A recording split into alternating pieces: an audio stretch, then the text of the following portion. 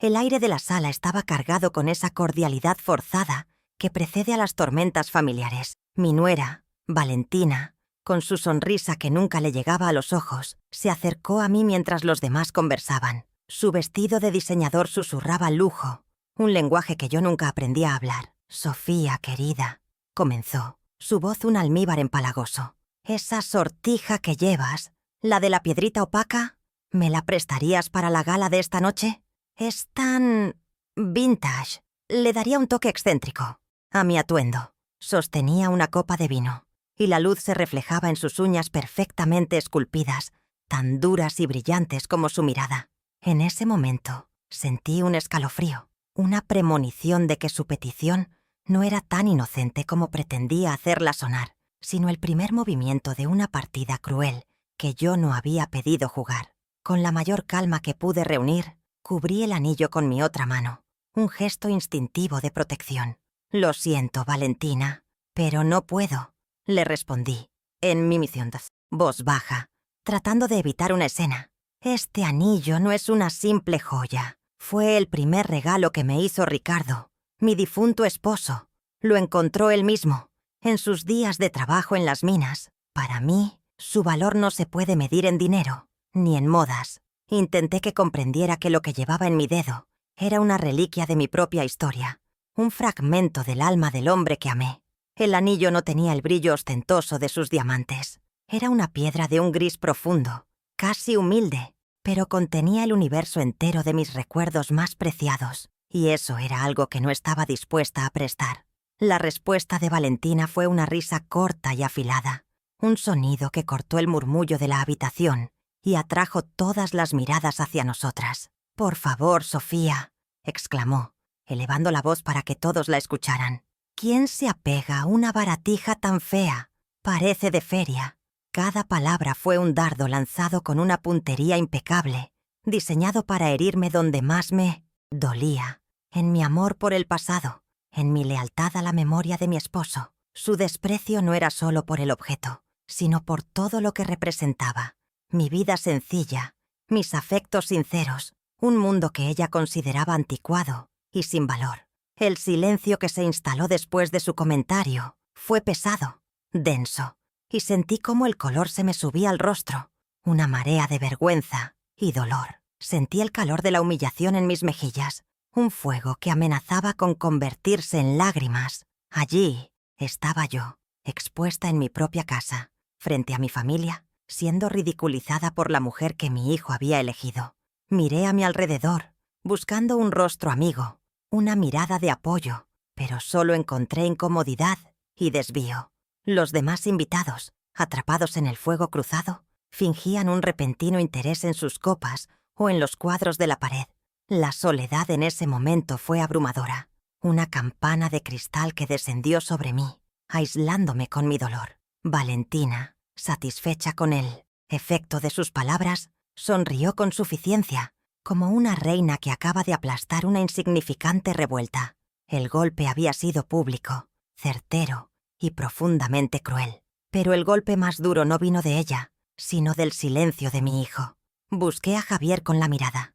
Mi único hijo, el hombre por el que había sacrificado tanto. Lo encontré de pie junto a la chimenea, y por un instante nuestros ojos se cruzaron.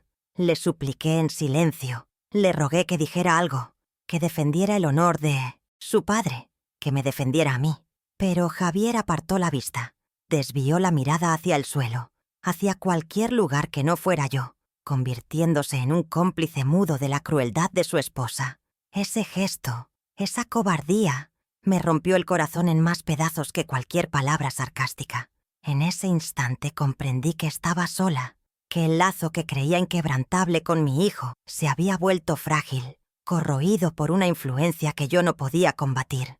Valentina, habiendo logrado su objetivo, se alejó con la gracia de una depredadora satisfecha, dejando una estela de tensión a su paso. La conversación en la sala se reanudó, pero de forma artificial, forzada, como un motor que lucha por arrancar en una mañana helada. Yo permanecí inmóvil, sintiendo el peso de todas esas miradas que pretendían no verme. Me sentía como un mueble viejo y estorboso en medio de una fiesta moderna y brillante. El anillo en mi dedo parecía pulsar, un recordatorio cálido y constante del amor de Ricardo, un ancla en medio de ese mar de frialdad. Me aferré a ese sentimiento, a esa memoria, como una náufraga se aferra a un trozo de madera, porque era lo único real en esa habitación llena de apariencias. Un par de días después, la herida se hizo aún más profunda. Valentina vino a visitarme con la excusa de traerme un postre. Mientras yo estaba en la cocina, preparando un café que no me había pedido, ella subió a mi habitación. No tardó ni 5 minutos. Cuando se fue, con una sonrisa aún más falsa de lo habitual, sentí una inquietud. Subí las escaleras y mi corazón se detuvo. La pequeña caja de terciopelo sobre mi tocador estaba abierta y vacía. Se lo había llevado. No le bastó con humillarme. Tuvo que profanar el santuario de mis recuerdos y robarme el último trozo tangible del amor de mi vida. No fue un simple hurto. Fue una declaración de guerra. Un acto de máxima crueldad para demostrarme que podía tomar lo que quisiera de mí, sin consecuencias. Esa noche, sentada al borde de mi cama, mirando el espacio vacío donde debería estar mi anillo, el dolor comenzó a transformarse. Las lágrimas de tristeza se secaron y dieron paso a una fría y lúcida calma. Valentina creía que se había llevado una simple baratija fea. No tenía la menor idea de lo que realmente había hecho. No sabía que no solo había robado un objeto, sino que había despertado algo dentro de mí, una fuerza que yo misma había olvidado que poseía, la misma fuerza con la que enfrenté la viudez y saqué adelante a mi hijo. Ella pensaba que había ganado, que me había reducido a nada. Pero en el silencio de mi cuarto, mientras la luna iluminaba el polvo sobre el tocador, hice una promesa silenciosa. Esto no quedaría así. Ella aprendería, de la manera más dura, el verdadero significado del valor. Permítanme presentarme como es debido, más allá de la mujer humillada en la fiesta. Mi nombre es Sofía Morales. Tengo 68 años y hace ya una década que el almanaque de mi vida se detuvo en la página de la viudez. Vivo en la misma casa que mi Ricardo y yo compramos con los ahorros de toda una vida. Una casa de techos altos y suelos de madera que crujen con cada paso, como si suspiraran historias. Cada rincón aquí es un santuario de recuerdos. La mecedora junto a la ventana donde él leía el periódico. La cocina que impregnó con el aroma de sus guisos de domingo. El jardín que plantamos juntos. No vivo sola. Vivo acompañada por los fantasmas buenos del amor. Por una presencia que el tiempo no ha logrado borrar y que Valentina, con su materialismo vacío, jamás podría comprender. Mi rutina es sencilla. Un bálsamo contra la prisa del mundo moderno. Me levanto con el sol y el primer sonido del día es el silbido de la cafetera. Una melodía que me reconforta. Mientras el aroma del café recién hecho inunda la casa, salgo al jardín. Mis rosales son mi orgullo y mi terapia. Hablo con ellos, les quito las hojas secas, me pincho los dedos con sus espinas y celebro cada nuevo capullo como una pequeña victoria contra el olvido. Por las tardes, la radio es mi compañera fiel, transmitiendo boleros y canciones de antaño que me transportan a los bailes de mi juventud con Ricardo. Es una vida tranquila, predecible, un pequeño reino de paz que he construido con esmero para proteger mi corazón de las inclemencias del presente. Este jardín, que ahora cuido con devoción, es el legado más vivo de mi esposo. Ricardo no era un hombre de grandes lujos, pero tenía un alma de poeta y unas manos fuertes, de trabajador. Cada rosal lo plantamos juntos, asociando cada color a un momento de nuestra vida. El rojo para nuestro primer beso, el blanco para el nacimiento de Javier, el amarillo para celebrar nuestras bodas de plata. Por eso, cuando Valentina despreció mi anillo, no solo insultó una joya, insultó la esencia misma de nuestro amor, la idea de que las cosas más valiosas son aquellas forjadas con esfuerzo, paciencia y afecto. Ella, que vive en un mundo de lo desechable y lo instantáneo, es incapaz de entender el valor de algo que ha crecido y florecido con el tiempo. La gente a menudo me describe como una mujer reservada, quizás un poco anticuada. Me ven como la típica abuela de corazón generoso, frágil y fácil de conmover. Y no se equivocan del todo.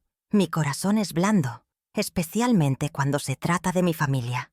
He perdonado desplantes y he justificado ausencias, siempre buscando la paz por encima de la razón. Sin embargo, confunden mi silencio con debilidad.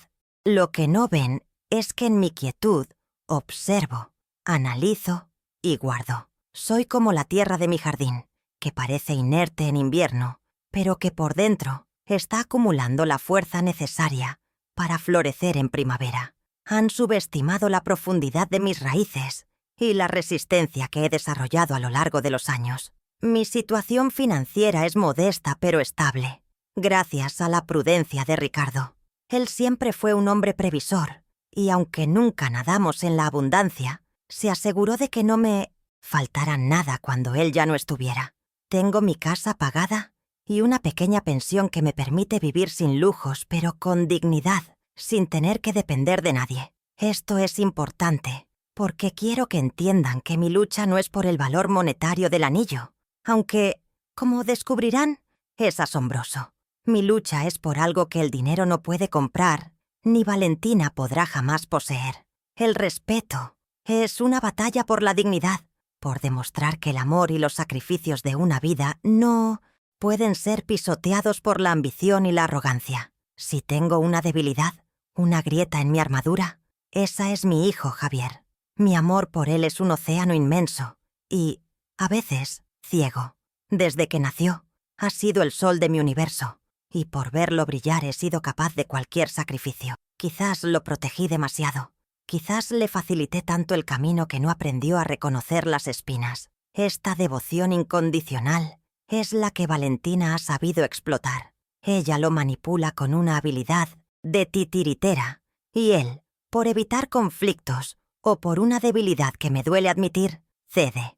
Me he dado cuenta, muy tarde, de que mi amor sin límites lo ha convertido en un hombre que le teme más a las lágrimas de su esposa que al dolor de su madre. Los primeros años después de la muerte de Ricardo fueron un desierto. El silencio de la casa era ensordecedor y cada objeto me gritaba su ausencia. Hubo días en los que levantarme de la cama era un acto de heroísmo, pero poco a poco encontré en mis rutinas un salvavidas. Cuidar de la casa, cocinar las recetas que a él le gustaban, mantener el jardín florecido. Todo se convirtió en una forma de honrar su memoria, de decirle al universo que nuestro amor seguía vivo a través de mis actos cotidianos. Me reconstruí pieza por pieza, no para olvidarlo, sino para aprender a vivir con su recuerdo de una manera que le hiciera sentirse orgulloso. Me convertí en la guardiana de nuestra historia. Debajo de esta apariencia serena y esta vida apacible, yace una fortaleza forjada en el fuego de la adversidad. No siempre tuve esta tranquilidad. Fui yo quien sostuvo esta casa cuando las cosas se pusieron difíciles, quien remendaba la ropa hasta que no daba más de sí para que a Javier no le faltaran libros para la universidad, quien hacía milagros con un sueldo escaso para que en la mesa siempre hubiera un plato caliente. He enfrentado la enfermedad, la escasez y la pérdida más dolorosa de todas, la de mi compañero de vida. Esta resiliencia no es algo que se muestre en fiestas de gala. Es una fibra interna, invisible pero irrompible, que Valentina, en su infinita soberbia, ha tensado hasta el límite. Mi soledad es una elección, no una condena. Disfruto de la compañía de mis pensamientos, de la paz que me da el silencio de mi hogar. No necesito el ruido constante ni la validación externa que tanto busca mi nuera. Mi mundo es pequeño, pero es auténtico. Escuchar en la radio una canción que Ricardo y yo bailamos hace 40 años me produce una felicidad más genuina que la que Valentina podría encontrar en la joya más cara de la tienda más exclusiva. Es precisamente esta paz, este universo íntimo y sagrado, lo que ella ha invadido y profanado con su acto. El robo del anillo fue un misil lanzado contra el corazón de mi tranquilidad.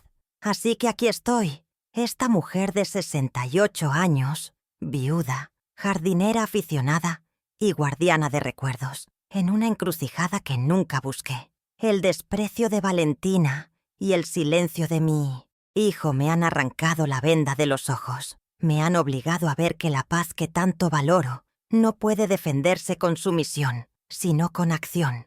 Creyeron que podían pisotear mi legado y salir impunes, que mi amor era una alfombra sobre la que podían limpiarse los pies. Pero han cometido un error fatal. Han confundido mi paciencia con pasividad y mi generosidad con estupidez. Y ahora, por la memoria de mi esposo y por mi propia dignidad, voy a demostrarles cuán equivocados estaban.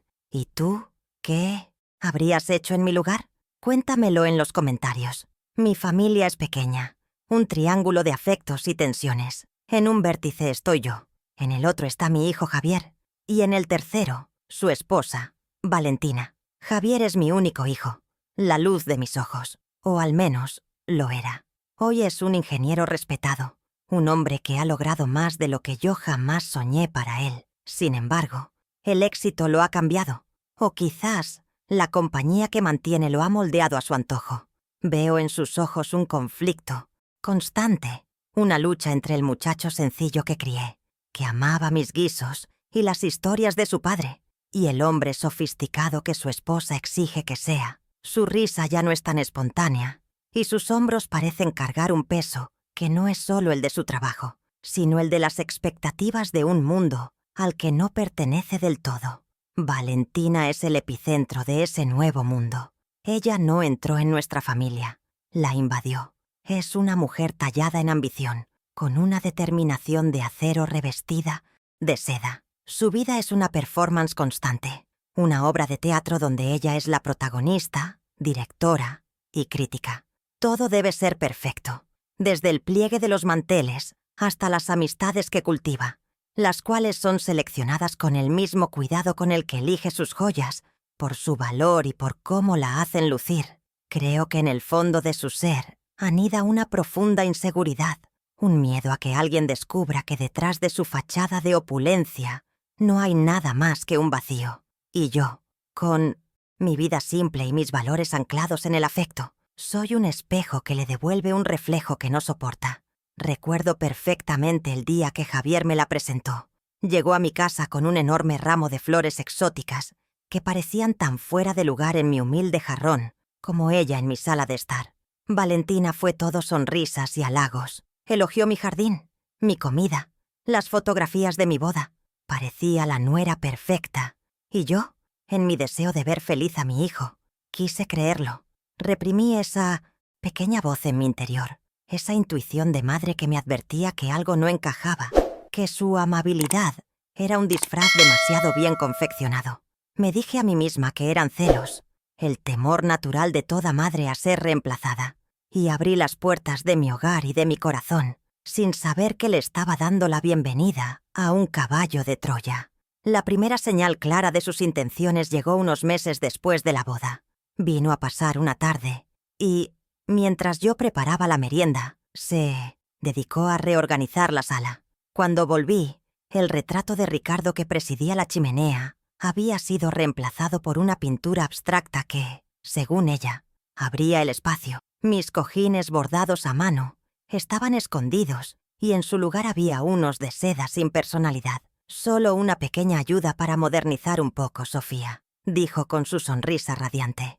No fue una sugerencia, fue una imposición. No estaba mejorando mi casa, estaba borrando mis huellas, eliminando mi historia para que el escenario estuviera más acorde a la nueva vida que había diseñado para mi hijo. En ese momento, sentí que mi casa ya no era del todo mía. A partir de ahí, la influencia de Valentina sobre Javier se hizo cada vez más evidente.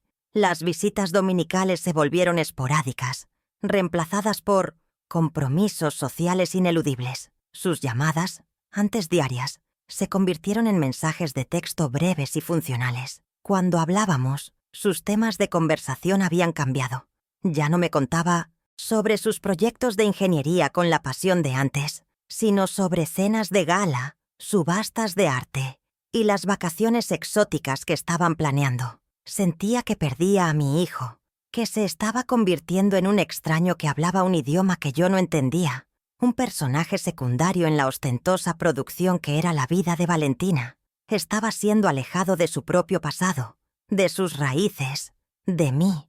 La motivación de Valentina siempre ha sido cristalina para mí, el ascenso social. Ella vio en Javier la plataforma perfecta, Él tenía el prestigio profesional, una carrera sólida y un apellido respetable, pero le faltaba el pulso social, la audacia para moverse en los círculos de poder a los que ella ansiaba pertenecer. Ella era la estratega y él, la pieza clave de su plan. En esta ecuación, yo era un elemento incómodo, un recordatorio de los orígenes humildes de Javier que no encajaba en la biografía que ella estaba escribiendo para ambos. Mi presencia era una mancha en su lienzo.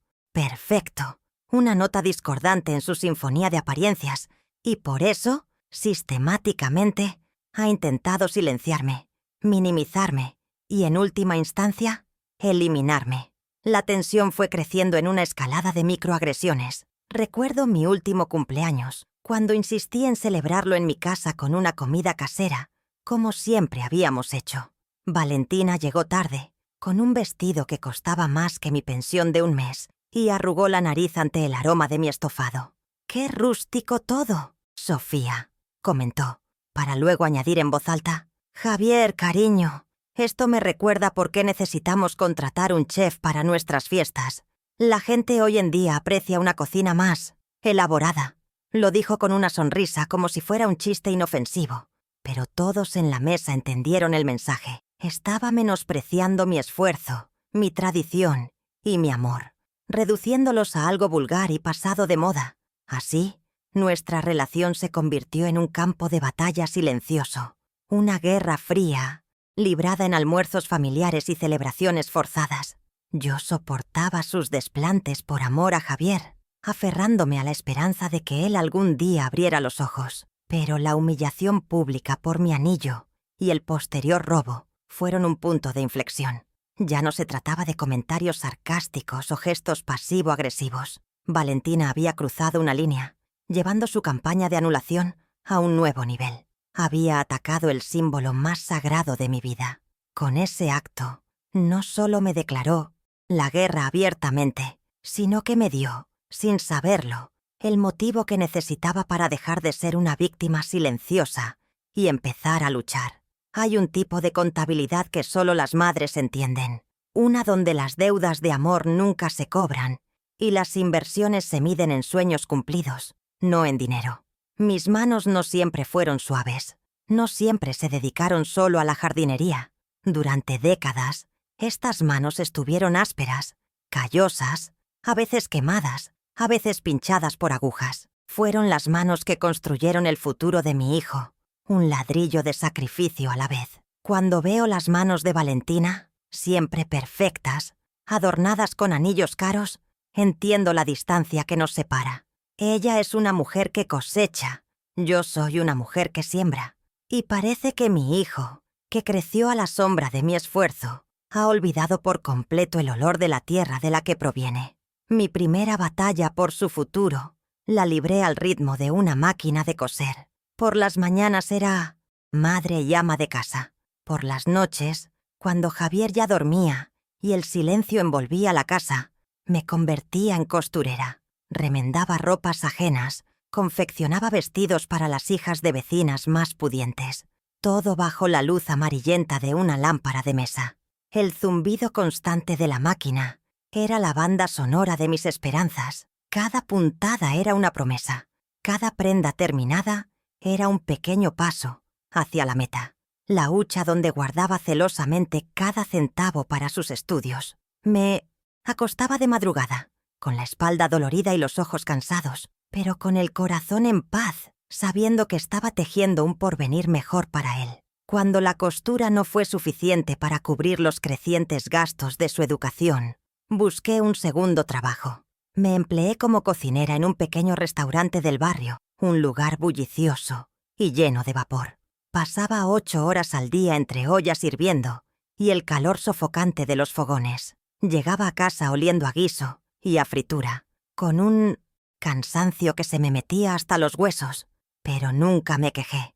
Ese sueldo, ganado con sudor y quemaduras ocasionales, pagó sus libros de texto, sus uniformes, las clases particulares de matemáticas que tanto necesitaba.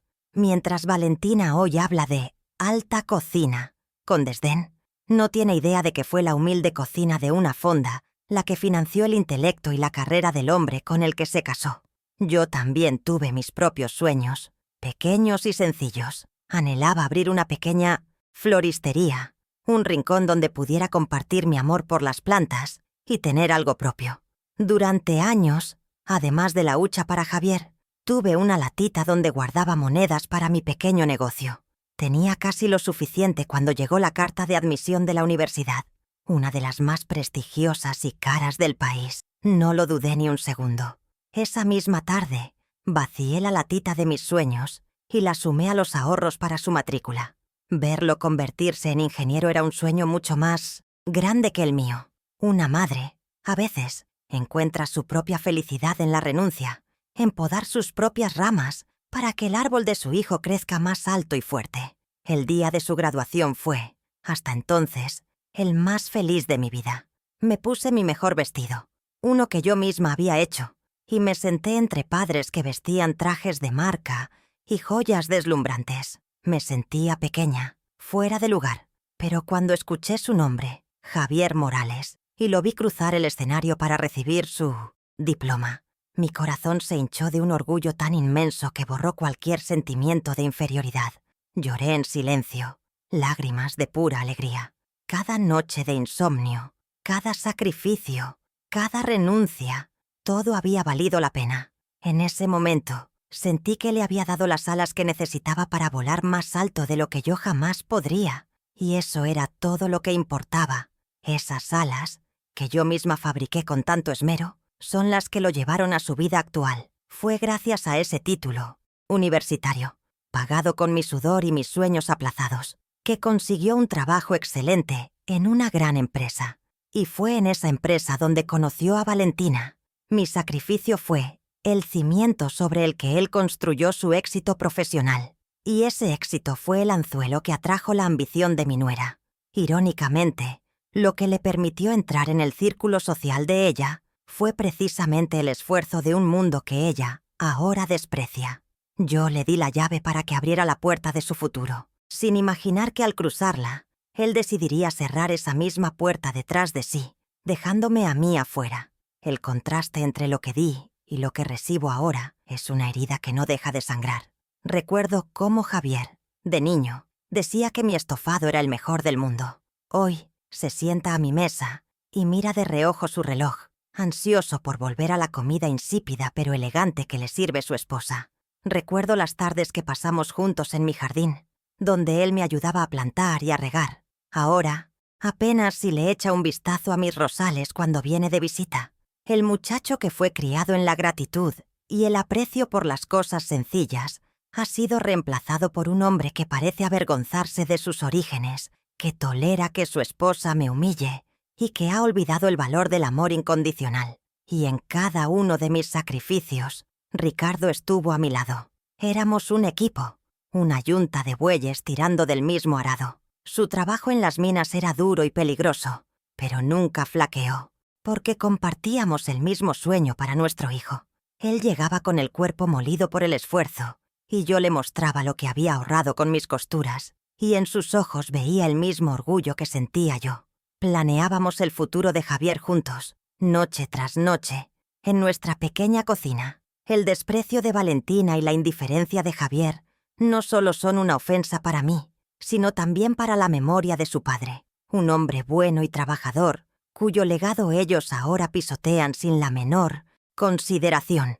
Durante todos esos años, mis necesidades siempre quedaron en último lugar. ¿Cuántas veces pasé por el escaparate de una tienda y vi un vestido que me gustaba, solo para dar media vuelta y guardar ese dinero para los libros de Javier? ¿Cuántas veces mis amigas planearon un pequeño viaje al que no pude ir porque la matrícula del siguiente semestre estaba a la vuelta de la esquina? Mis zapatos estaban gastados, mi abrigo era viejo, pero la sonrisa y el bienestar de mi hijo eran mi mayor lujo. No lo digo con resentimiento. Fueron decisiones tomadas desde el más profundo amor, pero duele ver que esos sacrificios, invisibles para los demás, ahora son tratados como si no hubieran existido. Por eso, el robo de mi anillo fue la gota que colmó el vaso. Esa joya, nacida del trabajo duro de mi esposo y símbolo de un amor puro y desinteresado, representa todo en lo que creo. Al ridiculizarlo y luego robarlo, Valentina no solo me atacó a mí, sino que escupió sobre la historia entera, de sacrificios que le permite disfrutar de la vida que tiene. Y Javier, con su silencio, se convirtió en su cómplice. Creyeron que podían borrar el pasado, que podían desecharme como a un objeto viejo y sin valor. Pero se equivocaron. Mi historia de sacrificio no es mi debilidad, es mi mayor fortaleza. Y con esa fortaleza voy a reclamar el respeto que me sé ganado. Días después del robo, sumida en una tristeza profunda, busqué consuelo en el único lugar donde la presencia de Ricardo aún se sentía intacta. Su viejo baúl de madera al pie de mi cama. Lo abrí y el aroma a cedro y a su loción de afeitar me envolvió como un abrazo. Mis manos temblorosas acariciaron sus camisas de trabajo, dobladas con esmero, sus cartas de amor escritas con una caligrafía torpe pero llena de sentimiento. No buscaba nada en concreto, solo un ancla, algo a lo que aferrarme. Fue entonces cuando mis dedos rozaron una pequeña caja de metal, oculta bajo una pila de fotografías. Hacía años que no la abría, años que no me atrevía a remover las cenizas de esos recuerdos tan específicos. Con un nudo en la garganta, levanté la tapa oxidada. Dentro, el pasado me miró de frente. Había fotos de un Ricardo joven y sonriente, con el rostro manchado de polvo de la mina, pero con los ojos brillantes de vida. Una de ellas captó mi atención de inmediato. Era él, sosteniendo en la palma de su mano una piedra tosca, de un gris opaco, sin ninguna belleza aparente. Era la piedra antes de ser pulida y montada en el anillo. Recuerdo ese día, la emoción en su voz cuando me la mostró. Cómo decía que la tierra se la había regalado para mí. En la foto, su sonrisa era de puro orgullo, la de un hombre que había encontrado un tesoro que solo él podía valorar en su justa medida. Debajo de las fotografías, encontré un papel doblado y amarillento por el tiempo. No era un certificado oficial, con sellos y firmas elegantes. Era una nota manuscrita en un papel de cuaderno, firmada por un tal Ramiro, el geólogo de la mina y buen amigo de Ricardo. El texto era técnico. Hablaba de la densidad inusual y la composición cristalina atípica de la roca. Pero al final, con una letra más apresurada, Ramiro había añadido una postdata. «Cuida esto, Ricardo. Es de una rareza excepcional. Quizás una en 1.000.000. No dejes que cualquiera le ponga las manos encima». Leí esas palabras una y otra vez, y su significado, que en su día me pareció una simple exageración entre amigos, ahora resonaba en mi mente con una fuerza nueva y desconocida. Las palabras de mi esposo volvieron a mí con una claridad dolorosa. Cuando me entregó el anillo, ya montado por un artesano local, no me habló de su valor. Me dijo: «Sofía, esta piedra es como nuestro amor. Para otros puede parecer opaca y sin chiste, pero sobrevivió a presiones que destruirían cualquier otra cosa.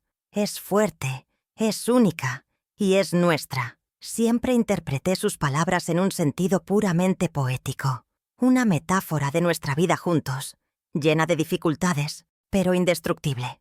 Nunca se me ocurrió pensar que, además del valor sentimental, Ricardo me estaba hablando de una verdad literal, que la fuerza y la rareza de la que hablaba no eran solo figuras retóricas, sino propiedades físicas de la joya que ahora adornaba la mano de mi nuera. Sosteniendo la vieja foto en una mano y la nota del geólogo en la otra, una nueva idea comenzó a germinar en mi mente. La humillación de Valentina, sus palabras, una baratija fea, resonaban en mis oídos, pero ahora con un eco de ignorancia.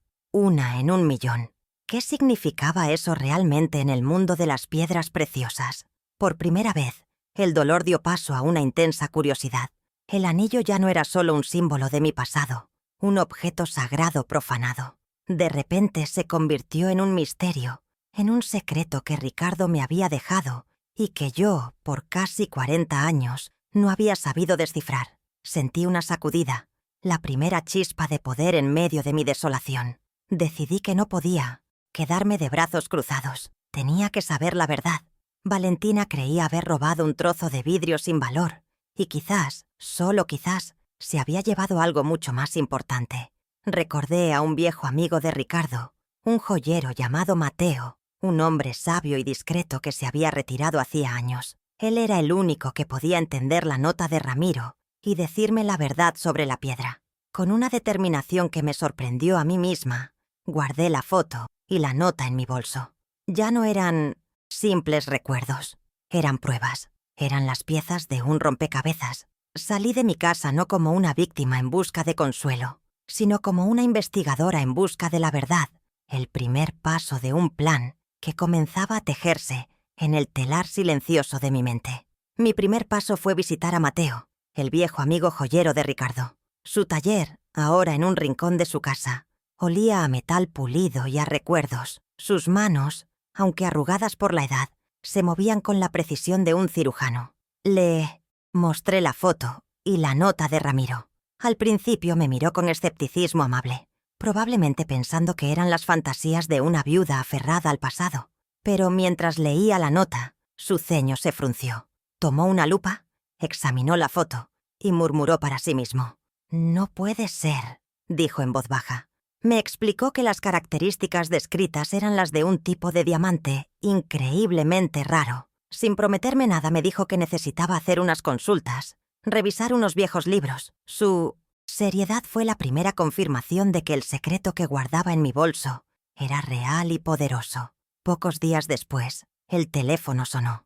Era Javier. Su voz sonaba distante, como si me hablara desde el otro lado de un abismo. No preguntó cómo estaba, ni si necesitaba algo. Fue directo al grano. «Mamá, Valentina está organizando una subasta de caridad, un evento muy importante para sus contactos. Se le ocurrió que algunos de tus muebles antiguos, como la cómoda del pasillo y las vitrinas, quedarían perfectos para la decoración. Le darían un toque vintage, chic». Sentí una punzada de ira. No era un favor, era otro intento de saquear mi vida, de llevarse pedazos de mi historia para usarlos como atrezo en su teatro de apariencias. Al fondo, escuché la voz de Valentina, un susurro sibilante, dándole instrucciones. Querían despojarme de todo. Ante mi educada pero firme negativa, la reacción no se hizo esperar. Al día siguiente, Valentina se presentó en mi puerta sin avisar, con una sonrisa que no lograba ocultar la impaciencia en sus ojos. Insistió con el tema de los muebles, usando la caridad como un escudo para su codicia. «Pero, Sofía, es por una buena causa. Piensa en los niños», dijo con un tono empalagoso. Cuando vio que yo no cedería, su máscara de amabilidad se resquebrajó, revelando el rostro duro y frío que yo ya conocía. «Eres increíblemente egoísta, siempre aferrada a tus vejestorios, a tu pasado. No me extraña que Javier esté tan ansioso por construir una vida lejos de todo esto». Se marchó dando un portazo que hizo temblar los cristales de la ventana y mi corazón. La guerra psicológica se intensificó.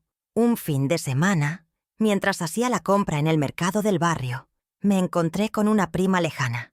Tras los saludos de rigor, me miró con una expresión de falsa compasión. «Sofía, me he enterado de que no andas muy bien. Valentina nos contó que estás algo confundida últimamente, que se te olvidan las cosas. Cualquier cosa que necesites, no dudes en pedírnosla». Me quedé helada, con la bolsa de las verduras en la mano. El veneno de Valentina se estaba esparciendo. Estaba tejiendo una red de mentiras a mi alrededor, pintándome como una anciana senil e incompetente. Comprendí su estrategia. Estaba intentando anular mi credibilidad, asegurarse de que si algún día yo hablaba, nadie me creería. En medio de esta ofensiva recibí la llamada que lo cambiaría todo. Era Mateo. Su voz, normalmente tan calmada, vibraba de emoción. «Sofía, no vas a creerlo. He consultado con expertos, he revisado los archivos. La piedra de Ricardo es un diamante camaleón, de una pureza y un tamaño que no se han visto en décadas. Es una pieza de museo». Hizo una pausa, y pude oír su respiración agitada al otro lado de la línea. «Necesitamos vernos. Tengo que entregarte la tasación oficial. Esto es algo que va más allá de lo que imaginamos». Colgué el teléfono y me senté. La verdad era un peso abrumador en mi pecho, una mezcla de vindicación, miedo y un poder que no sabía si sería capaz de manejar. El siguiente ataque vino, como siempre, a través de mi hijo. Javier me llamó esa misma noche. su voz cargada con el tono de quien va a dar un ultimátum. «Mamá, Valentina está muy dolida por tu actitud. No entiende tu hostilidad. Dice que solo intenta incluirte en nuestra vida». Las mentiras sonaban absurdas incluso en su boca. «Hemos hablado», continuó, «y hemos decidido que, si no haces un esfuerzo por llevarte bien con ella, por ser más comprensiva, tendremos que distanciarnos. Sus nervios no pueden soportar tanto estrés». Era chantaje emocional en su forma más pura y cruel.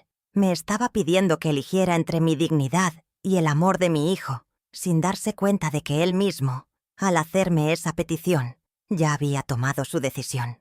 Movida por una terrible sospecha, al día siguiente fui a mi banco. Durante años había mantenido una cuenta de ahorros conjunta con Javier, un fondo de emergencia que apenas tocábamos. La empleada del banco, que me conoce de toda la vida, me recibió con una sonrisa que se borró al ver mi expresión. Le pedí un extracto.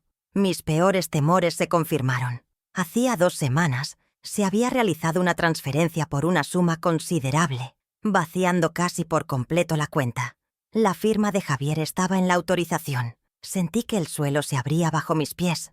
No era solo el dinero, era la traición definitiva, la prueba de que Valentina lo había empujado a robarle a su propia madre para financiar sus caprichos. La humillación pública alcanzó un nuevo pico cuando compré el periódico local. En la sección de sociales había un reportaje a toda página sobre la próxima gala benéfica, y allí estaba ella, Valentina, en una fotografía profesional, sonriendo a la cámara, descrita como filántropa y un referente de la alta sociedad, y en su mano, deslumbrante incluso en el papel barato del periódico, estaba mi anillo. Lo lucía como si fuera suyo, como un trofeo de guerra.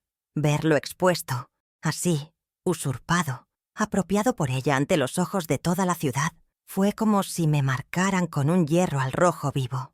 Mi legado, mi historia, convertidos en un simple accesorio para su vanidad. El dolor se transformó en una rabia fría y afilada. Volví a ver a Mateo, esta vez en un pequeño café para no levantar sospechas. Puso sobre la mesa una carpeta de cuero. Dentro, en un papel con membrete y varios sellos, estaba la cifra que me quitó el aliento. $3 millones. Me explicó los detalles. Me mostró documentos que certificaban su rareza y diagramas de su estructura única. Era irrefutable. «Ricardo encontró un tesoro y te lo entregó a ti, Sofía», me dijo Mateo, con los ojos húmedos. «Él no hubiera permitido esto. Lucha. Lucha por su memoria, no solo por el dinero. Yo seré tu testigo. Contaré la verdad cuando llegue el momento». Su lealtad inquebrantable a la amistad de mi esposo fue un bálsamo para mi alma herida. A pesar de mi reticencia, tuve que asistir a una cena familiar unos días antes de la gala. Fue una tortura. Valentina interpretó a la perfección su papel de nuera abnegada y preocupada. Delante de todos, me tomaba del brazo con una solicitud fingida, preguntándome a un volumen innecesariamente alto: «Sofía, querida, ¿te has tomado tu medicación para la memoria hoy? No queremos que te sientas abrumada». Cada palabra era una puñalada, un esfuerzo calculado para reforzar ante la familia la imagen de que yo ya no estaba en mi sano juicio. Javier, a su lado, asentía con una expresión de grave preocupación, cómplice de la farsa, el actor secundario en la cruel obra de su mujer. Una noche, Javier vino a verme solo. Era la primera vez en meses. Su aspecto era el de un hombre atrapado, infeliz. Intentó justificar el robo de la cuenta bancaria, balbuceando excusas sobre una inversión para la gala que les daría prestigio. Luego, con la mirada suplicante, llegó al verdadero motivo de su visita. «Mamá, por favor, por el bien de la paz, dáselo. Regálale el anillo a Valentina. Para ti es solo un recuerdo. Para ella es importante. Es solo una cosa, mamá. No dejes que una cosa destruya a la familia».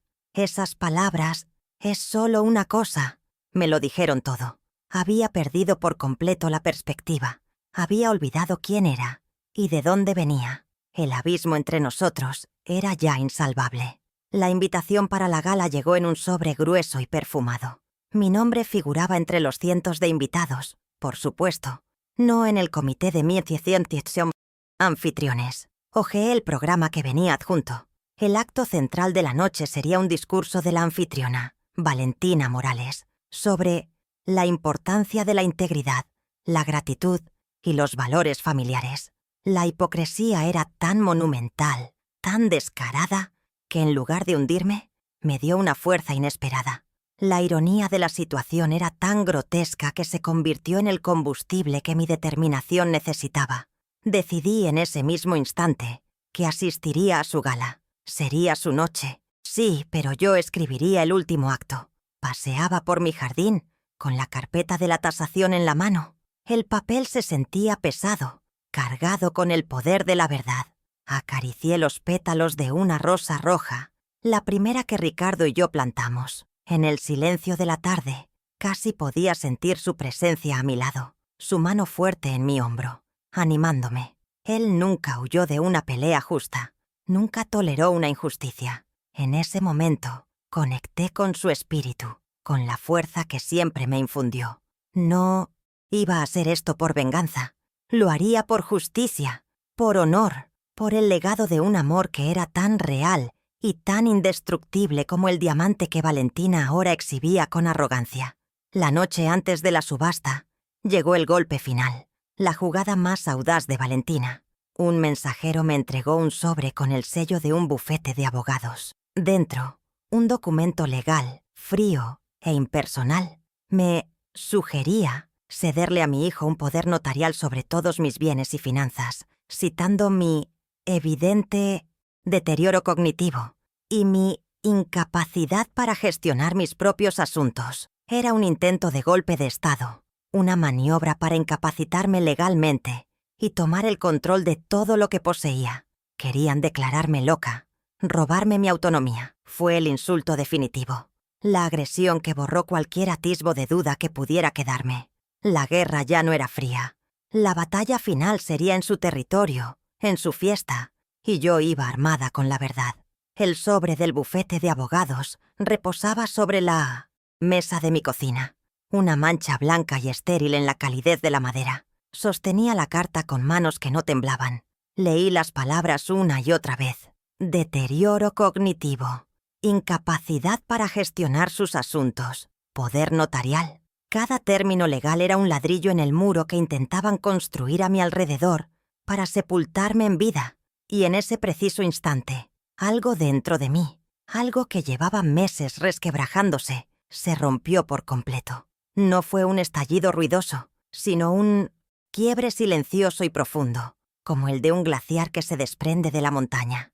La mujer que imploraba amor y respeto en silencio, la madre que justificaba a su hijo, murió en esa silla, bajo la luz pálida de la tarde. No lloré, no grité.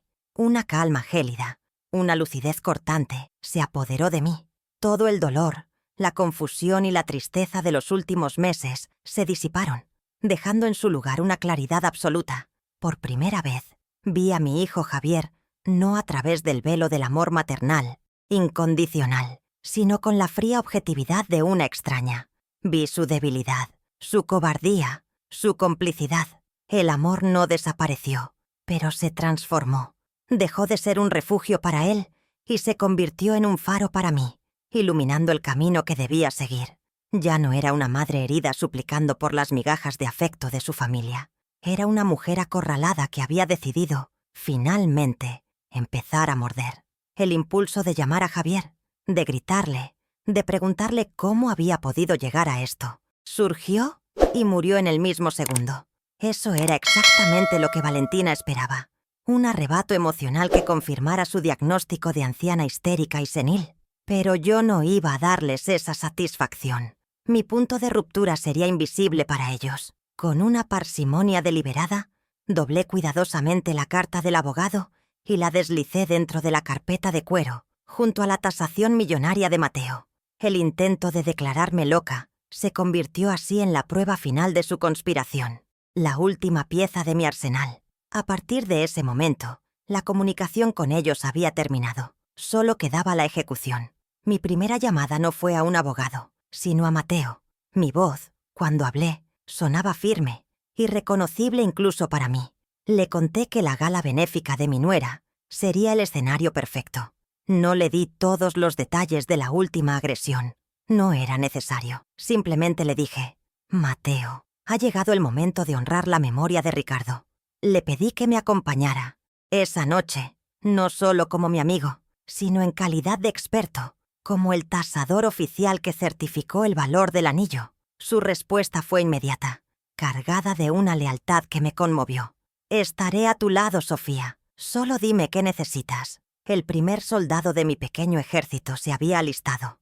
Luego, abrí mi armario, un lugar lleno de ropas sencillas y colores discretos. Mis ojos pasaron de largo los vestidos de flores y los conjuntos de punto. En el fondo, envuelto en una funda de plástico, estaba el vestido que usé para la boda de Javier. Un traje de terciopelo azul noche, elegante y sobrio, que me había sentido demasiado ostentoso para volver a usar. Me lo probé. La mujer que me devolvió el espejo ya no era la misma. El vestido ya no me quedaba grande. No me sentía disfrazada. Se ajustaba a mi nueva resolución como una segunda piel. No era una prenda de fiesta.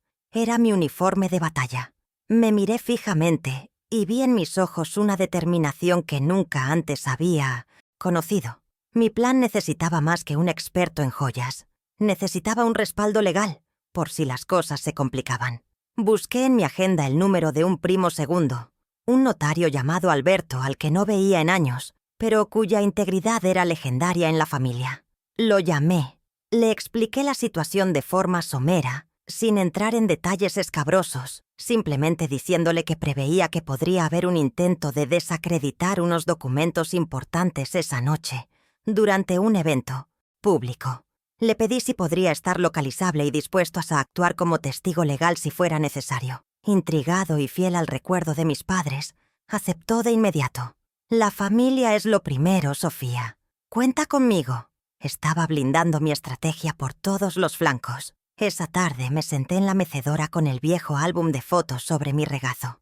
Me detuve en una imagen de Ricardo y yo, el día de nuestra boda. Su sonrisa era tan honesta, su mirada tan llena de amor. Le hablé en silencio, como hacía a menudo. Le conté mi plan, no pidiendo permiso, sino compartiendo mi carga, buscando su bendición. Le juré que no lo hacía por la obscena cantidad de dinero, sino por todo lo que él y yo habíamos construido, por nuestro nombre, por el respeto que nos habíamos ganado con una vida de trabajo honesto, por la dignidad que su nuera y su propio hijo habían intentado arrebatarme. Sentí una paz profunda, como si su mano invisible se posara sobre la mía, dándome su aprobación. La noche antes de la gala, la casa estaba en un silencio absoluto. Pero ya no era un silencio de soledad o de tristeza, era un silencio cargado de electricidad, la calma que precede a la tormenta perfecta. Me senté en la oscuridad de la sala, con una taza de té entre las manos. No había ansiedad, no había miedo. Solo una certeza inquebrantable.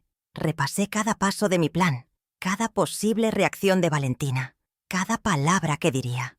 La mujer que había pasado meses llorando en esa misma sala había desaparecido.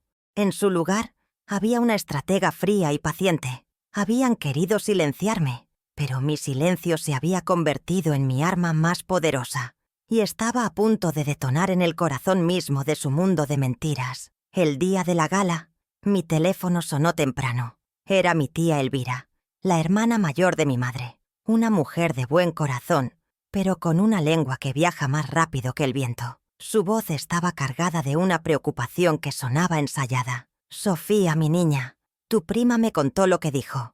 Valentina, que andas muy delicada. ¿Estás segura de que quieres ir a esa fiesta? Será mucho ajetreo para ti». En lugar de defenderme o de estallar en ira, respiré hondo y respondí con una calma que la descolocó por completo. «Gracias por tu preocupación, tía. Estoy perfectamente. Solo te pido un favor. Esta noche, no te pierdas ni un detalle. A veces, las cosas no son lo que parecen, y creo que hoy se aclararán muchas verdades». Colgué, dejando en el aire una estela de misterio. Sabía que mi tía, Elvira, no podría resistir la tentación. Esa llamada era el primer movimiento de mi contraofensiva. En lugar de negar la mentira, la había convertido en un anzuelo. En menos de una hora, la red familiar estaría ardiendo con especulaciones. Ya no se trataría de la pobre Sofía que ha perdido la cabeza, sino de ¿qué trama Sofía?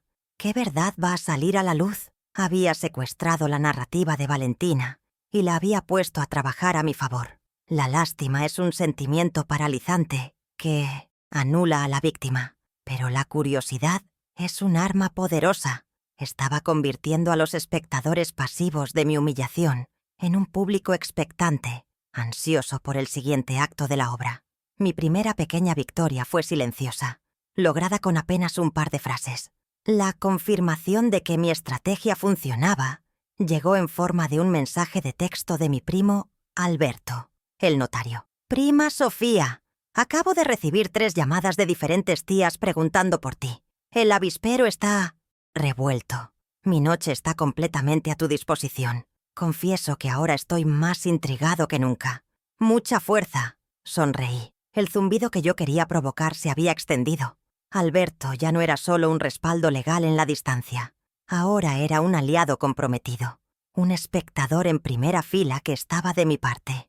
La lealtad familiar, que Valentina había intentado usar en mi contra, estaba volviendo a su cauce original, protegiendo a uno de los suyos. Con la primera parte del plan en marcha, me concentré en mi propia preparación. No se trataba de vanidad, sino de proyectar la imagen correcta.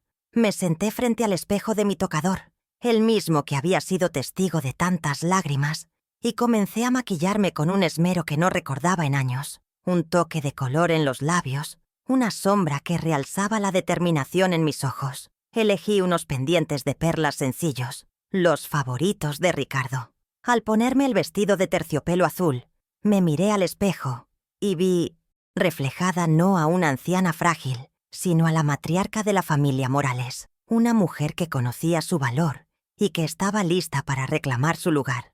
Mateo llegó puntualmente, impecable en un traje oscuro que le daba un aire de distinción académica. En sus manos traía una pequeña caja. Dentro había un ramillete de rosas blancas para mi muñeca. «Son de mi jardín, pero considéralas un mensaje de Ricardo», dijo con una sonrisa cómplice. Él siempre decía que era su reina, y esta noche más que nunca debes lucir como una. Ese pequeño gesto, esa conexión con mi pasado y con mi amor, fue la última pieza de mi armadura emocional.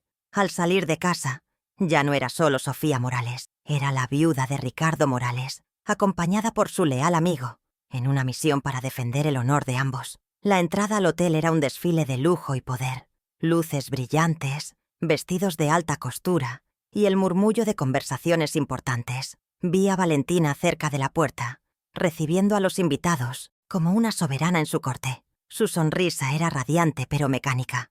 Cuando sus ojos se posaron en mí, esa sonrisa vaciló por un instante imperceptible. Esperaba verme llegar con mi abrigo de siempre, encogida y sola. En su lugar, vio a una mujer elegante, serena, del brazo de un caballero distinguido. Pude ver la confusión en su mirada, una pequeña grieta en su fachada de control absoluto. No entendía lo que estaba pasando, y eso, para alguien como ella, era la peor de las amenazas. Con una compostura que le costó un esfuerzo visible, se acercó a nosotros. «Sofía, qué alegría que hayas venido. Veo que has traído compañía», dijo, lanzándole a Mateo una mirada rápida y desdeñosa, como si fuera un chofer o un asistente. Aproveché ese momento, mi primera oportunidad para un ataque directo y sutil. «Valentina, te presento a un viejo y querido amigo de la familia, el señor Mateo Herrera. Quizás su nombre no te suene, pero es uno de los gemólogos más respetados del país». Pronuncié la palabra gemólogo con una claridad deliberada, mientras mis ojos se desviaban por un segundo hacia la mano de Valentina, donde brillaba mi anillo. Vi cómo su mirada seguía la mía. La conexión había sido establecida. Una semilla de pánico acababa de ser plantada en su mente. Sin esperar su respuesta, entramos en el salón. Sentí su mirada clavada en mi espalda, una mezcla de rabia y desconcierto. Dentro, el ambiente era de una opulencia abrumadora. Localicé a mi tía Elvira y a otros parientes, que ahora me observaban con una curiosidad descarada. Me acerqué a saludarlos con una sonrisa serena. Mi aplomo, mi elegante acompañante y la presentación que acababa de hacer a la anfitriona contradecían por completo la historia de la pobre anciana senil. Pude ver las preguntas en sus ojos, las dudas que comenzaban a formarse sobre la versión de Valentina. Estaba desmantelando su red de mentiras sin decir una sola palabra en mi defensa. Durante el cóctel, ejecuté el siguiente paso de mi plan. Guié a Mateo hacia un grupo donde Valentina conversaba animadamente con una pareja de empresarios, posibles donantes importantes. Con una sincronización perfecta, Mateo, como si continuara una conversación previa conmigo, comenzó a hablar en voz alta sobre su fascinación por las anomalías geológicas. Mencionó de pasada la leyenda de un tipo de diamante extraordinariamente raro, un diamante camaleón, encontrado hace décadas en las minas de la misma región donde Ricardo había trabajado. Observé cómo los ojos de los empresarios se posaron con interés en el ostentoso anillo de Valentina.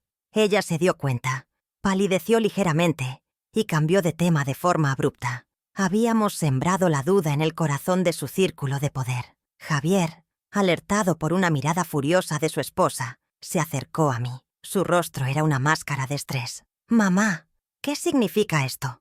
¿Por qué has traído a este hombre?» Valentina está muy incómoda, me espetó en voz baja. Lo miré directamente a los ojos, sin una pizca del miedo o la sumisión a la que estaba acostumbrado. «Javier, tu esposa no tiene nada que temer si no tiene nada que ocultar. Ahora, si me disculpas, voy a disfrutar de la velada. Has organizado una fiesta magnífica». Mi tranquilidad lo desarmó por completo. Esperaba lágrimas, reproches, un drama. No estaba preparado para mi serenidad de acero. Retrocedió, confundido y por primera vez, inseguro. Fue una victoria personal, la reconquista de mi poder frente a él. Las luces del salón disminuyeron su intensidad, indicando que el acto principal estaba por comenzar. Los invitados tomaron asiento. Valentina se dirigía al escenario para dar su discurso sobre integridad y valores. Me senté en mi mesa asignada, con Mateo a mi derecha. La atmósfera estaba cargada. Mis pequeñas maniobras habían funcionado a la perfección, creando una red de tensión y curiosidad bajo la superficie de la fiesta. No había revelado mi carta más importante, pero había logrado que todos los jugadores de la mesa estuvieran nerviosos, mirando sus propias cartas con desconfianza. El escenario estaba listo para el clímax, y yo, por primera vez en mucho tiempo, me sentía completamente en control. Si quieres escuchar más historias como esta, suscríbete y acompáñame. Valentina subió al escenario, bañada por la luz de un foco que la seguía como a una estrella. El silencio se apoderó del salón, ajustó el micrófono y con una sonrisa ensayada, comenzó su discurso. «La integridad», dijo, su voz resonando con una falsa solemnidad. «Es el pilar sobre el que construimos nuestras vidas. Es la honestidad en nuestros actos, la gratitud hacia nuestras raíces y el respeto por los valores que nos fueron legados por nuestros mayores». Hizo una pausa, levantando la mano en un gesto elegante para enfatizar sus palabras. La luz arrancó un destello azulado del anillo en su dedo. Mi anillo, que se convirtió en un faro de su hipocresía. Desde mi mesa, la observaba con una calma absoluta, esperando el momento preciso, la nota exacta en su sinfonía de mentiras que yo iba a interrumpir. Y el momento llegó, porque al final del día, continuó, lo que verdaderamente nos define no es lo que tenemos, sino lo que somos capaces de honrar. Tras esa frase, tan obscenamente contradictoria, hizo una pausa dramática, esperando el aplauso. En ese instante de silencio calculado, me puse de pie. No fue un movimiento brusco, sino lento, deliberado. El crujido de mi silla fue el único sonido en todo el salón. Las cabezas más cercanas se giraron hacia mí. Los ojos de Javier, desde la mesa principal, se encontraron con los míos y vi el pánico florecer en su rostro. Valentina frunció el ceño, su perfecta compostura rota por una molestia visible. La función ya no le pertenecía solo a ella. Comencé a caminar hacia el escenario. Cada paso resonaba en el suelo de mármol. Un compás lento y firme que marcaba el inicio de su final. Un murmullo creciente se extendió por el salón como una ola. Los invitados se miraban unos a otros, confundidos, intrigados. Estaba rompiendo el guión, saliendo del papel de anciana invisible que me habían asignado. Valentina intentó retomar el control, forzando una sonrisa condescendiente. «Sofía, querida, qué bueno que te sientas con energía. ¿Por qué no tomas asiento? Ya casi termino y luego podremos conversar». Su voz, aunque dulce, tenía un filo de acero. Quería desterrarme de su escenario, pero yo ya estaba demasiado cerca. Al llegar al borde de la tarima, subí los 2 escalones con una agilidad que sorprendió a todos, incluyéndome a mí misma. Me puse a su lado y, en lugar de enfrentarla, me giré hacia el público. Mi corazón latía con fuerza, pero mi voz, al hablar por el micrófono que ella sostenía, salió clara y potente, sin un solo temblor. «Buenas noches. Disculpen esta interrupción, pero las conmovedoras palabras de mi nuera sobre el honor y la gratitud me han inspirado a compartir con ustedes una breve historia. Una historia sobre el verdadero valor de las cosas».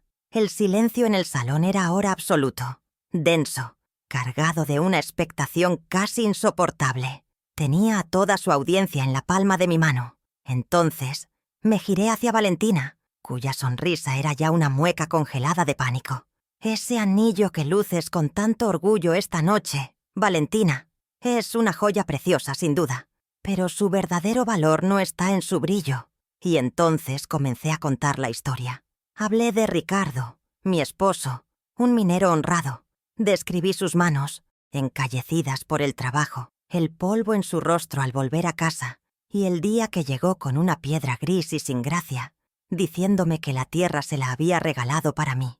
Estaba pintando un cuadro de amor y sacrificio, un mundo de autenticidad que chocaba violentamente con el escenario de cartón-piedra que Valentina había construido. Ella intentó detenerme, soltando una risa nerviosa y forzada.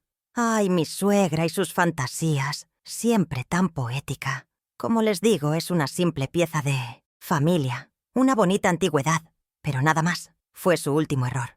«Tienes razón, no es nada más, y es todo», respondí, mi voz firme, y saqué de mi bolso la vieja fotografía. «Aquí está el hombre que la encontró, y aquí está esa bonita antigüedad, en su estado más puro». Sostuve la foto en alto. «Una baratija fea. ¿No fueron esas tus palabras, querida?». El murmullo en la sala se hizo más fuerte. Los invitados empezaban a conectar las piezas, el desprecio de Valentina, mi dolor, la historia que ahora les contaba. La duda se instalaba en sus rostros. «Como mi nuera no parece ser una experta en la materia», continué, mi voz elevándose para dominar la sala. «Me he tomado la libertad de invitar esta noche a alguien que sí lo es». Me giré y busqué a Mateo en mi mesa. «Señor Mateo Herrera, ¿sería tan amable de ponerse de pie?». Mateo se levantó, su figura distinguida imponiendo respeto. «Señor Herrera, como gemólogo de renombre, ¿podría usted ilustrarnos sobre la naturaleza de esta baratija?». Todas las miradas, incluyendo la de una aterrorizada Valentina, se clavaron en mi amigo. El momento de la verdad había llegado. La trampa, cuidadosamente tendida durante días, estaba a punto de cerrarse. Mateo, con la calma de un académico, se aclaró la garganta. Su voz, sin necesidad de micrófono, era potente y clara. «La joya que la señora Valentina Morales luce en su mano no es una antigüedad cualquiera. Es un diamante camaleón de color gris azulado, de una claridad interna casi perfecta. Por su tamaño y sus propiedades únicas, es considerada una de las gemas más raras del planeta». Hizo una pausa dramática, mientras sacaba de su chaqueta un documento doblado. «Y según la tasación oficial realizada la semana pasada por mi laboratorio y certificada internacionalmente, el valor de mercado de esta baratija es de $3 millones». Un jadeo colectivo recorrió el salón, el sonido de 100 mandíbulas desencajándose. El efecto fue instantáneo y devastador. Valentina se quedó sin aire. Su rostro se tornó de un blanco cerúleo y miró el anillo en su dedo como si la estuviera quemando. Toda la élite que había pasado años cultivando la miraba fijamente, pero ya no con admiración, sino con una mezcla de asombro, desprecio y morbo. La filántropa, la mujer íntegra, era una farsante, y entonces di el golpe de gracia. Me acerqué al micrófono y con una voz que era casi un susurro, pero que todos escucharon, añadí. Una joya de $3 millones que ella me robó del tocador de mi dormitorio hace unas semanas, después de haberse burlado de ella delante de mi familia. El mundo de Valentina se derrumbó en directo, bajo los focos que ella misma había dispuesto. El murmullo se convirtió en un clamor de cuchicheos, escandalizados. La humillación era total, pública, aniquiladora. Busqué a mi hijo. Javier estaba hundido en su silla, con la cabeza entre las manos, el rostro cubierto de una vergüenza tan profunda que era casi tangible. No podía mirarme. No podía mirar a su esposa. Estaba atrapado en las ruinas del imperio de mentiras que había ayudado a construir. Yo, por mi parte, no sentía euforia, solo una inmensa y triste sensación de justicia. Había recuperado mi voz, mi honor y mi historia. La verdad, por fin, había reclamado su lugar en el escenario. El salón de baile se sumió en un caos de murmullos y miradas furtivas. La fiesta había muerto en el acto. Valentina permanecía en el escenario, petrificada bajo el foco, una estatua de humillación. Algunos invitados, incómodos, comenzaron a marcharse discretamente, mientras otros cuchicheaban sin disimulo, devorando el escándalo con los ojos. Javier, tras una eternidad que duró apenas un minuto, finalmente reaccionó. Se levantó, subió al escenario y, sin mirar a su esposa, la tomó del brazo con una fuerza casi violenta y la sacó de allí por una puerta lateral, lejos de la mirada del público que la había sentenciado. En medio de la confusión, Mateo me puso una mano en el hombro y me guió hacia la salida. No dijimos nada. No era necesario. La onda expansiva de la verdad que habíamos detonado se encargaría del resto. Los días siguientes, las consecuencias para Valentina fueron una avalancha imparable. El escándalo corrió como la pólvora por los círculos sociales que tanto le había costado conquistar. Su teléfono dejó de sonar. Las amistades que había cultivado con tanto esmero se evaporaron, y las mujeres que antes la adulaban, ahora la despellejaban en sus conversaciones. La junta directiva de la organización benéfica emitió un comunicado desvinculándose por completo de ella y del evento. Su nombre, que había sido su estandarte, y su obsesión, se convirtió en sinónimo de fraude y ridículo. Perdió lo que más valoraba, no el dinero ni las joyas, sino su bien más preciado y frágil, su reputación. El castillo de naipes que había construido se había venido abajo con un solo soplo de verdad. El desmoronamiento de su vida social fue seguido por el colapso de su matrimonio y la amenaza de consecuencias legales. Aunque decidí no presentar una denuncia formal por robo, la humillación pública me pareció castigo suficiente. La mera posibilidad la dejó expuesta. Javier, incapaz de soportar el peso de la vergüenza pública y enfrentado a la monstruosa verdad sobre la mujer con la que se había casado, le pidió el divorcio esa misma semana. El hombre que había sacrificado la dignidad de su madre por mantenerla contenta, ahora sacrificaba su matrimonio para salvar los restos de su propia dignidad. Valentina lo perdió todo: el estatus, el marido y el anillo, que su abogado me devolvió en una caja sin nota, en un acto de rendición silenciosa y total.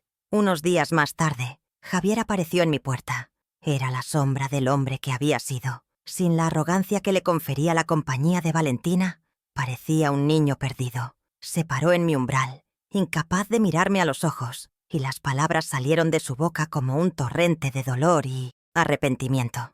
Me pidió perdón, no una, sino decenas de veces. Lloró, algo que no le había visto hacer desde que era un niño. Reconoció su ceguera, su debilidad, cómo había permitido que mi amor y mis sacrificios fueran pisoteados. Fue una confesión cruda, despojada de excusas, la confesión de un hombre que por fin se había visto en el espejo y odiado la imagen que éste le devolvía. Escuché su confesión en silencio, dejando que vaciara todo el veneno de la culpa. Cuando terminó, la casa quedó en silencio, solo interrumpido por sus sollozos. Le serví un vaso de agua. El amor de una madre, Javier, le dije con una voz suave pero firme, es incondicional, pero el respeto y la confianza no lo son. Esas cosas se rompen y reconstruirlas lleva tiempo y esfuerzo. No le ofrecí una absolución fácil, ni un abrazo que borrara el pasado. Le ofrecí una oportunidad, un camino de regreso, pero uno que él tendría que recorrer solo, demostrando con hechos, no con lágrimas, que había entendido la lección. Mi perdón estaba condicionado a su transformación. La puerta de mi corazón estaba entreabierta, pero cruzarla dependía enteramente de él. Con el anillo de vuelta, a buen recaudo en la caja de seguridad de un banco, sentí que no solo había recuperado una joya, sino a mí misma. La paz regresó a mi hogar, pero era una paz diferente a la de antes. Ya no era una paz pasiva, nacida de la resignación, sino una paz activa, forjada en la batalla por mi dignidad. Caminaba por mi jardín, cuidaba de mis rosas y sentía una nueva fortaleza en mis manos. El legado de Ricardo estaba a salvo, y mi propio espíritu, que había sido oprimido durante tanto tiempo, ahora respiraba libre. Había recuperado el control de mi vida, de mi casa, de mi historia. Ya no era un personaje secundario en el drama de otros. Esta terrible experiencia me transformó de maneras que nunca hubiera imaginado.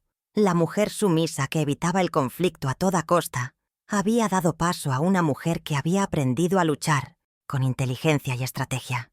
Descubrí una resiliencia en mi interior que no sabía que poseía, una capacidad para la planificación y la acción que había estado dormida durante décadas.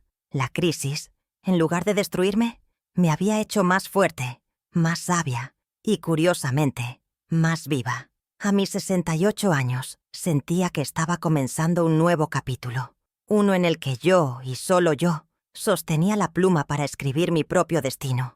El desenlace de nuestra historia familiar fue una fractura y una lenta reconstrucción. El rompimiento con Valentina fue absoluto, definitivo y sin posibilidad alguna de reconciliación. Ella desapareció de nuestras vidas, un fantasma de ambiciones frustradas. La relación con mi hijo es, todavía hoy, un trabajo en progreso. Javier me visita cada semana, no por obligación, sino con una humildad que nunca antes le había conocido. Hablamos, me ayuda en el jardín, reconstruimos nuestro vínculo sobre un terreno nuevo y más honesto. No sé si algún día volverá a ser como antes, pero sé que ahora está basado en una verdad dolorosa, y eso es infinitamente mejor que una paz basada en mentiras. Al final de este largo y doloroso camino, he aprendido que el mundo a menudo confunde el precio con el valor. Mi nuera vio en mi anillo una baratija fea, porque sus ojos solo estaban entrenados para ver el brillo del dinero, no el resplandor del alma. La tasación de $3 millones fue la herramienta que usé para que el mundo la entendiera, pero para mí, el verdadero valor siempre estuvo en las manos callosas de mi esposo, en la historia de amor y esfuerzo que la piedra representaba. La gran lección de mi historia es esta: la verdadera riqueza no se guarda en una caja fuerte, sino en el corazón. Los recuerdos, el honor, la lealtad y el amor de una vida, esas son las únicas joyas que nadie podrá jamás robarte. También aprendí, a un alto costo, una lección sobre la dignidad. Durante mucho tiempo, creí que mantener la paz en la familia era más importante que mi propio respeto. Soporté desprecios, justifiqué ofensas, me hice pequeña para no hacer sombra. Pero la paz que se compra al precio de tu propia anulación no es paz, es una rendición. La dignidad no es un lujo, es el aire que respira el alma. Y cuando alguien intenta asfixiarte, tienes el derecho y el deber de luchar por cada bocanada. Mi batalla no fue para recuperar un anillo, fue para recuperar el derecho a mirarme al espejo y reconocer a la mujer que veía, una mujer íntegra, fuerte y merecedora de respeto. Esta historia es también un recordatorio sobre la importancia de las raíces. Un árbol no puede renegar de la tierra que lo nutre sin secarse y morir. Javier, en su afán por ascender en un mundo que no era el suyo, se avergonzó de sus orígenes humildes, de la madre que cocinaba estofados y del padre que se ensuciaba las manos de tierra, y casi se pierde en el proceso. Nuestros padres, nuestros abuelos, los sacrificios que hicieron por nosotros, no son un ancla que nos retiene en el pasado, sino los cimientos que nos dan la estabilidad para crecer alto y fuerte. Honrar de dónde vienes no te hace menos, te hace completo. La gratitud es la memoria del corazón, y olvidarla es la peor de las pobrezas. Descubrí además que la justicia más efectiva no siempre es la más ruidosa. Mi venganza no fue un grito, fue un susurro de la verdad en el momento y lugar adecuados. No necesité destruir a Valentina. Le di la cuerda de su propia codicia e hipocresía, y ella sola se encargó de ahorcarse. La verdad tiene una fuerza propia, una gravedad ineludible. Uno puede intentar ocultarla, disfrazarla, negarla, pero tarde o temprano siempre encuentra la manera de salir a la luz y reclamar su espacio. La victoria más dulce no es la que se obtiene aplastando al oponente, sino la que llega cuando sus propias mentiras se derrumban sobre él, dejándolo expuesto a la luz. Así que, si algo quiero que se lleven de mi historia, es esto. Nunca subestimen el poder que yace en lo que el mundo considera pequeño o insignificante. Nunca desprecien a una mujer silenciosa, la memoria de un amor verdadero o el valor de una baratija fea. A menudo, las almas más fuertes y los tesoros más grandes se esconden bajo la apariencia más humilde. La verdadera fortaleza no reside en la ostentación, sino en la resistencia silenciosa, en la dignidad que se niega a ser pisoteada y en el coraje de defender tu propia verdad, sin importar el precio. Me encantaría saber si alguna vez te pasó algo parecido. Tu historia también tiene valor. Compártela y acompáñame.